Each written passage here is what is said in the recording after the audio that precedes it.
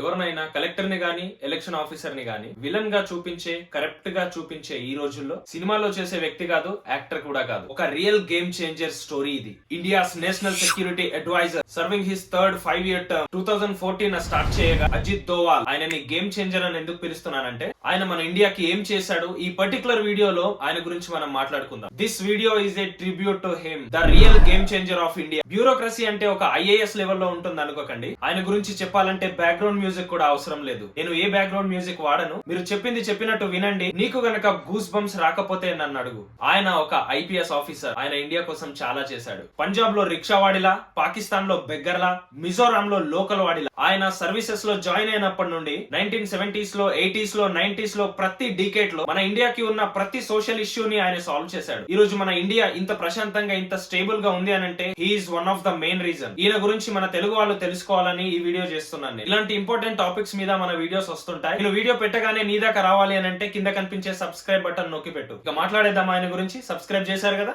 Right. Let's go. Ajit Doval. Ajit Doval thought process గురించి తెలుసుకోవాలంటే first మనము ఆయన చైల్డ్హుడ్ గురించి తెలుసుకోవాలి. Where he was born, Uttarakhand లో పుట్టాడు ఆయన. 1945 టైంలో ప్రీ ఇండిపెండెన్స్ టైంలో పుట్టారు ఆయన. అవరి గల్బల్ లో ఆర్మీ ఫ్యామిలీ నుండి వచ్చారు ఆయన. His father is major Gyan Doval. ఆయన ఆర్మీ మేజర్ కాబట్టి అతనికి ట్రాన్స్ఫర్స్ అవి ఎక్కువ అవుతాయి కాబట్టి అజిత్ దోవాల్ గారిని ఒక ఆర్మీ స్కూల్లో జాయిన్ చేసేసాడు. స్కూలింగ్ కూడా కంప్లీట్ చేసేసుకున్నారు. అజిత్ దోవాల్ గారు is a very bright student. Agra యూనివర్సిటీలో ఎకనామిక్స్ మాస్టర్స్ కంప్లీట్ చేశారు. బట్ మాస్టర్స్ అయిపోగానే 1968 లో యూపీఎస్సీ ఎగ్జామ్ రాశారు ఆయన. ఫస్ట్ అటెంప్ట్ లోనే క్రాక్ చేసేశారు. ఐపీఎస్ తీసుకున్నారు. కేరళ క్యాడర్ పడింది. రంగంలోకి దిగగానే సినిమా స్టార్ట్ అయిపోయింది. He was very bright officer. అందుకే ఆయన అందరి కళ్ళలో పడేవాడు. అప్పట్లో హోమ్ మినిస్టర్ కె కరుణాకరన్ గారు 1971 డిసెంబర్ ఆ టైంలో తలసరి అనే ఒక ఏరియా ఉండేది. అక్కడ హిందూ ముస్లింలకి గొడవలు స్టార్ట్ అయ్యాయి. అది చాలా చిన్నగా స్టార్ట్ అయ్యి ఎవరో వాళ్ళపైన చెప్పులు వేశారని చెప్పేసి అది ఒక చిన్నగా స్టార్ట్ అయ్యి బట్ అది 1972 వచ్చేసరికి హిందూ ముస్లింల గొడవ కాస్త నేషనల్ ఇష్యూగా మారిపోయింది. హిందువుల్ని ముస్లింలు కొట్టడం, ముస్లింలని హిందువులు కొట్టడం, హిందువుల వస్తువులని ముస్లింలు తీసుకోవడం, ముస్లింల వస్తువులను హిందువులు తీసుకోవడం, ఈ విధంగా వస్తువులు తీసుకొని వాళ్ళని ధ్వంసం చేసుకునే ఆ ఇష్యూ, ఆ గొడవ నడుస్తున్న ఆ టైంలో కరుణాకరన్ గారు రూలింగ్ లో ఉన్నప్పుడు ఒక మీటింగ్ అరేంజ్ చేశారు. ఆ మీటింగ్ లో ఇష్యూ గురించి మాట్లాడుతున్నప్పుడు అక్కడ ఉన్న వాళ్ళలో కొందరు ఒక 3 years బ్యాక్ ఒక ఆఫీసర్ వచ్చాడు. ఏజ్ ఒక 24-25 ఉంటది. ఆయన చాలా బాగా పర్ఫార్మ్ చేస్తున్నారు. ఆయన ఫిజికల్ పవర్ కన్నా మెంటల్ పవర్ చాలా స్ట్రాంగ్ గా ఉంది. ఆయనని రంగంలోకి దింపితే డెఫినెట్ గా మనం రిజల్ట్ చూస్తామని యునానిమస్ గా ఆయనతో చెప్పారు. కరుణాకరన్ గారు కూడా కన్విన్స్ అయ్యి ఆ ప్రాబ్లమ్ ని సాల్వ్ చేయడానికి అజిత్ దోవాల్ గారిని పంపించారు. అజిత్ దోవాల్ గారు ఏం చేశారంటే ఒక టీమ్ తో అక్కడికి వెళ్లి అక్కడ జరుగుతున్న ప్రతి సిచ్యువేషన్ ని గమనించి బుద్ధిబలంతోనే ఏదైనా చేయొచ్చు అనే ఒక ఆలోచనతోని ఎక్కడైతే పబ్లిక్ ఎక్కువగా ఉన్నారో అక్కడ పోలీస్ ని బందోబస్తుగా పెట్టి ఫైండ్ అవుట్ ఈ ముస్లిం బ్యాచ్ కి హిందూ బ్యాచ్ కి ఎవరైతే హెడ్లుగా ఉన్నారో వాళ్ళని కలిసి ఎవరు చూడని టైంలో, ఎవరు లేని టైంలో వాళ్ళిద్దరిని తీసుకొని వెళ్లి ఒక ప్లేస్ లో కూర్చోబెట్టి ఒక సినిమా లెవెల్లో వాళ్ళిద్దరిని కూర్చోబెట్టి మీరు ఎందుకు ఈ విధంగా కొట్టుకుంటున్నారు, మనం అందరం కూడా కలిసి కట్టుగా కలిసి మెలిసి ఉండాలని చెప్పేసి వాళ్ళకి చెప్పినప్పుడు వాళ్ళు మాకు కొట్టారు, మేము వాళ్ళకి కొట్టాము, మా వస్తువులు వాళ్ళు ధ్వంసం చేశారు, మా వస్తువులు వాళ్ళు తీసుకున్నారు, ఈ వస్తువులు తీసుకోవడం వల్ల మాకు ఎక్కువ కోపం ఉందని చెప్పేసి అజిత్ దోవాల్ గారు వాళ్ళ మాటల్లో తెలుసుకున్నారు. ఈ ఇద్దరి హెడ్ల సహాయంతో ఎవరి సామాన్లు వాళ్ళకి ఇప్పించేశాడు ఈ అజిత్ దోవాల్ గారు. ఎలాంటి మ్యాన్ పవర్ లేకుండా, పెద్ద టీంలు బెటాలియన్లు లేకుండా, ఎలాంటి రక్తపాతం జరగకుండా ఆయన అక్కడితోనే ఆ ఇష్యూని ఆపగలిగారు. అందుకే ఆ స్టేట్ లో ఆయన పెద్ద స్టార్ అయిపోయారు. అజిత్ దోవాల్ పైన ఇందిరాగాంధీ కన్నుపడింది. ఏదైనా ఇష్యూ ఉంటే అక్కడికి అజిత్ దోవాల్ ని పంపిస్తే ఆ ప్రాబ్లం సాల్వ్ అయిపోతుంది అని అజిత్ దోవాల్ గారికి ఒక రిప్యుటేషన్ ఉంది. ఇండియాలో ఎక్కడైతే ప్రాబ్లం ఉందో ఆ ప్రాబ్లం ని తెలుసుకొని, ఆ ప్రాబ్లం ఎక్కడుందో తెలుసుకొని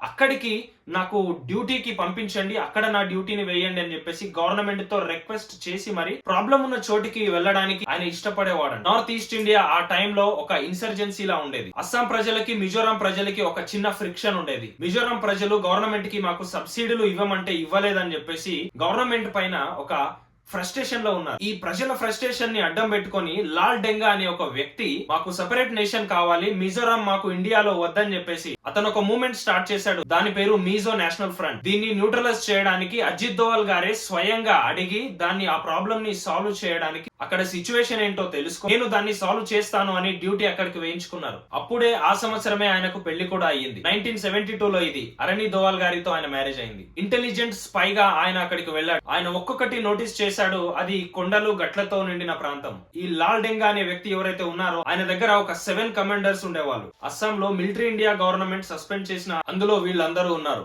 మిజోరాం ప్రజలు మాకే ఎందుకు ఈ అన్యాయం జరుగుతుందని అని వాళ్ళ బాధను వ్యక్తం చేయడం జరిగింది. ఈ 7 కమాండర్స్ ఎవరైతే ఉన్నారో వాళ్ళే ఈ లాల్ డెంగా యొక్క ధైర్యం అని చెప్పేసి అజిత్ దోవాల్ గారు ఫైండ్ అవుట్ చేయడం జరిగింది. Ajit Doval being a smart guy, ఆయన ఇమీడియట్ గా పట్టేశాడు. ఆయన లాల్ డెంగా బలం బలహీనత వీళ్ళే అని తెలుసుకొని ఏమైనా చేస్తే వాళ్ళనే చేయాలి అని చెప్పేసి మనం ఏదైనా మాట్లాడి చేస్తే చాలా చాకచక్యంగా చేయాలి అని ఆలోచించేవాడు. అందుకే ఆయన్ని చాణక్య ఆఫ్ 21st సెంచరీ అని కూడా అంటారు. సో కొండల్లో ఒక లోకల్లో వెళ్ళాడు.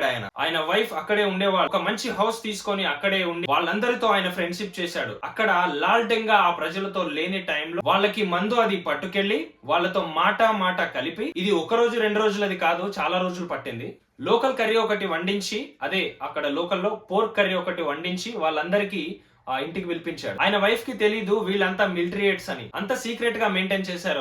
ఆయన వాళ్ళతో ఫ్రెండ్షిప్ చేసి మెల్లిగా వాళ్ళ మైండ్ లో ఆయన ఒక సీడ్ వేయడం మొదలు పెట్టాడు. ఏమని అని అంటే, ఇవాళ కాకపోయినా రేపైనా మీ పైనకి ఇండియన్ గవర్నమెంట్ వస్తుంది, మిమ్మల్ని లేపేస్తుంది, మీరు మిలిటరీట్స్ గా ఉండటం కరెక్ట్ కాదు, మీరు అడ్డం తిరగండి, మీకు 3 విషయాలు ప్రామిస్ చేస్తా అని చెప్పేసి వాళ్ళకి 3 ఆఫర్లను ఇచ్చారు. ఫస్ట్ వచ్చేసి మిజోరాం ని సపరేట్ స్టేట్ గా చేస్తాం. సెకండ్ వన్ వచ్చేసి ఫండింగ్ మీరు ఏదైతే అడిగారో అది నేను పిఎం తో మాట్లాడి మీకు అరేంజ్ చేస్తానని చెప్పారు. ఇక మూడవది అంటారా, మీరు మిలిటరీట్స్ నుంచి దిగకపోతే మీ ప్రాణాలు పోతాయి. ఇండియన్ ఆర్మీ గురించి మీకు తెలియనిది ఏమీ లేదు, ఎందుకంటే ప్రీవియస్ లో మీరు ఇండియన్ ఆర్మీలో నుండే ఉన్నారు కాబట్టి, ఇండియన్ ఆర్మీలో నుండే సెపరేట్ అయ్యారు కాబట్టి ఇండియన్ ఆర్మీ కెపాసిటీ మీకు తెలిసిందే అని చెప్పేసి వాళ్ళకి భయపెట్టడం స్టార్ట్ చేశాడు.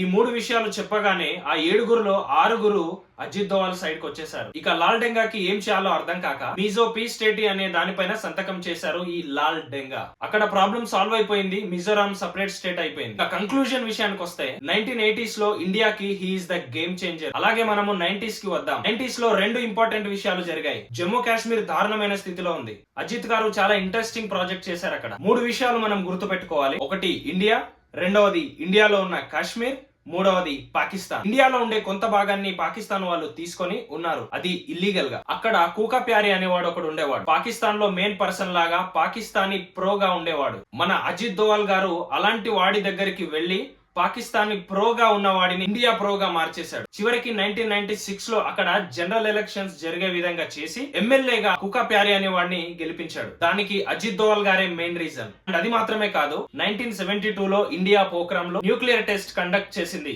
And it was a massive hit. ఇది కూడా చూసి పాకిస్తాన్ గుంట నక్కల ఇండియా చేసింది నేనెందుకు చేయలేను, ఇండియా వాళ్ళు చేసింది నేనెందుకు చేయలేను అని చెప్పేసి నాకంటూ ఒక సొంత ఐడెంటిటీ లేదని బిహేవ్ చేసి ఖాన్ రీసెర్చ్ సెంటర్ అనేది ఒకటి ఓపెన్ చేసి ఏక్యూ ఖాన్ అనే పేరు న్యూక్లియర్ సైంటిస్ట్ పాకిస్తాన్ లో. చైనా ఉంది కదా, ఒక గుంట నక్క ఇంకొక గుంట నక్కతో చేయగలిపినట్టు పాకిస్తాన్ తో చైనా చేతులు కలిపి ఫండ్స్ ఇవ్వడం మొదలు పెట్టింది. ఇలాగైనా చేసి సీక్రెట్ ఆపరేషన్ ద్వారా ఇందిరాగాంధీ అజిత్ దోవాల్ గారిని పాకిస్తాన్ లోకి సీక్రెట్ గా పంపించింది. అజిత్ దోవాల్ గారు పాకిస్తాన్ కి ఏ విధంగా వెళ్లారు అని అంటే ఒక బెగ్గర్ లా వెళ్లారు. ఖాన్ రీసెర్చ్ సెంటర్ చుట్టే ఉండేవారు, ఎంతకి దొరికేది కాదు. ట్రై చేసి దాన్ని ప్రూవ్ చేయడానికి ఒక ఐడియా వచ్చేసింది. బార్బర్ షాప్స్ అన్నిటికీ వెళ్లేవాడు. గడ్డం హెయిర్ తో అలా వెళ్తుండగా హెయిర్ శాంపుల్స్ ఏవైతే ఉంటాయో అవన్నీ కలెక్ట్ చేయగా ఆ హెయిర్ ఏవైతే ఉంటాయో అవి రీసెర్చ్ చేయడానికి ఆ హెయిర్ ని ఇండియాకి పంపించారు అజిత్ దోవాల్ గారు. Hair is expose to nuclear radiation. Pakistan nuclear centre open చేసినట్టు ఇండియాకు తెలిసిందన్న విషయము పాకిస్తాన్ కు తెలిసి ఒళ్ళు దగ్గర పెట్టుకోవడం స్టార్ట్ చేసింది. పుల్వామా సర్జికల్ స్ట్రైక్ జరుగుతుండగా మన అభినందన్ గారు పాకిస్తానీ ఫోర్సెస్ కి దొరికిపోయారు. సో ఇన్నాళ్లకు దొరికాడు ఒకడు ఇండియన్ ఎయిర్ ఫోర్స్ నుంచి అని చెప్పేసి పాకిస్తాన్ వాళ్ళు చాలా సంబరపడిపోయారు. కానీ అజిత్ దోవాల్ గారు జియో పొలిటికల్ గేమ్ ఆడారు. అమెరికాకి ఫోన్ చేసి ప్రెషర్ పెట్టారు అభినందన్ గారిని రిలీజ్ చేయమని. అమెరికా నుంచి పాకిస్తాన్ వాళ్ళకి ఫోన్ వచ్చింది, అభినందన్ గారిని ఒళ్ళు దగ్గర పెట్టుకొని రిలీజ్ చేయండి అని చెప్పేసి కాల్ రాగానే ఆ గుంట నక్కలు అభినందన్ గారిని వదిలేశారనమాట. So that is why Ajit Doval గారు మస్ట్ బి సెలబ్రేటెడ్. ఇలాంటి వాళ్ళు రిటైర్డ్ అయినా చనిపోయినా కానీ దేశ భద్రత కోసమే ఆలోచిస్తారు. అజిత్ దోవాల్ గారి గురించి మీ అభిప్రాయం ఏంటో కామెంట్ చేస్తే కామెంట్ బాక్స్ బద్దలైపోవాలి. జై భారత్.